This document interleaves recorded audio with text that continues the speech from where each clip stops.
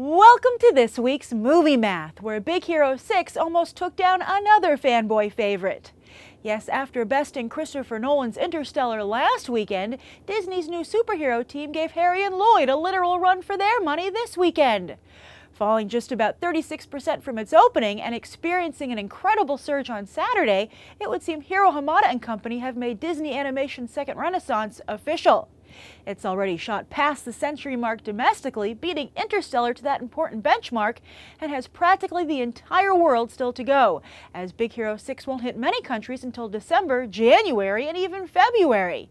Yet that hasn't stopped Disney from boasting $4 billion in worldwide ticket sales for the year already, a number they hit for the first time last year and now are able to repeat again. Fox has also crossed the $4 billion mark, also largely thanks to Marvel movies and animation. But shockingly, Disney Animation doesn't have any films slated for 2015 to keep this momentum going, as Zootopia and Moana are both set for 2016. Perhaps Disney Animation's step-sibling Pixar will be the beneficiary, as they have two films set for 2015, Inside Out and The Good Dinosaur.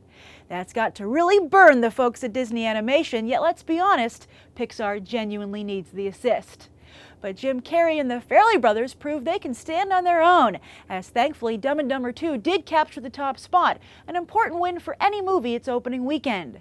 Now, while Harry and Lloyd aren't good at math, the rest of us can see that the budget-to-box office ratio won't be as favorable as it was with the original film. Dumb and Dumber cost just $17 million to make, yet earned almost $250 million worldwide in 1994 dollars. Even with inflation, Dumb and Dumber 2's budget of $40 million is about $10 million too high, and it's unlikely, especially with all the big movies about to hit, that this sequel can do the same business worldwide. But again, coming in at number one is a badly needed headline for both Jim Carrey, the Farrelly brothers, and even Jeff Daniels, whose Newsroom on HBO hasn't been one of the network's big or even moderate success stories. Speaking of success stories, Interstellar is still crafting its own. Like its surprise competitor Big Hero 6, Interstellar also enjoyed a small drop its second weekend, yet was unable to cross that century mark. It will almost certainly cross it today, though, and it's doing very well across the globe, where it largely opened day and date with its debut here in the States. And sure enough, its biggest numbers are coming from Hollywood's new best friend, Asia. 42 million from China and 14 from South Korea. It hasn't opened yet in Japan, which is actually its very last stop on November 22nd. And you might have noticed that a more action-packed ad campaign went out this week from Paramount, hoping to hit hyperdrive for Interstellar. Yes, Nolan is still in the game, but again, he's also still trailing Big Hero 6. Speaking of trailing, Beyond the Lights proved that it's not so easy to duplicate producer Will Packer's success. 3 out of 4 of Packer's movies debuted at number 1 this year. Ride Along, Think Like a Man 2, and No Good Deed, while the 4th debuted at number 2. In fact, Packer has had so much success catering to black audiences that Relativity Media decided to get into the game with a new multicultural division. Beyond the Lights is their first picture, and while it features rising star Gugu Mbatha-Raw, apparently she's not ready to carry a movie just yet. And sure, Beyond the Lights opened at number 4, but it pulled in just $6.5 million for the weekend. That's just about 1/4 of Packer's lowest debut, No Good Deed. As for the rest of the box office, Gone Girl and St. Vincent continued to be rock stars, posting stellar holds yet again. Fury also impressed, while Birdman added another 400 theaters and finally got into the top 10.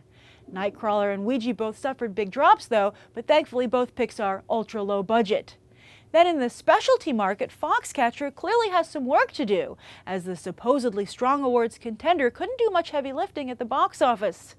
Despite over a year to build a buzz after dropping out of last year's Oscar race, the flick opened with a standard per-theater average, nowhere near the likes of the Grand Budapest Hotel, Birdman, or Boyhood.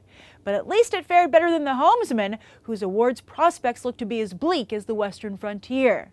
Then, oddly, Rosewater decided to debut on close to 400 screens, robbing it of any chance to post a strong per-theater average. But it didn't even post a great per-theater average for 400 screens, so perhaps the dilution was necessary? It can't look good to debut on par with Kirk Cameron's Saving Christmas, can it?